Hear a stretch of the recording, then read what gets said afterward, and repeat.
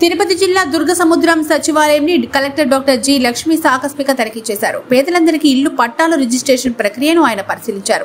ఈ సందర్భంగా కలెక్టర్ మాట్లాడుతూ రాష్ట్ర ప్రభుత్వం పేదలందరికీ ఇల్లు ఉండాలనే ఉద్దేశంతో ఇంటి స్థలం లేని వారికి ఇంటి స్థలం ఇచ్చి ఇల్లు కట్టించాలనే సత్సంకల్పంతో ఇచ్చిన ఇంటి పట్టాను లబ్ధిదారుల పేరు మీద రిజిస్ట్రేషన్ చేయించి వారికి సర్వ హక్కులు కల్పిస్తోందని, 10 సంవత్సరాల తర్వాత సదరు పట్టాను క్రయ విక్రయం చేసుకునే హక్కు లబ్ధిదారులకు ఉంటుందని తెలిపారు.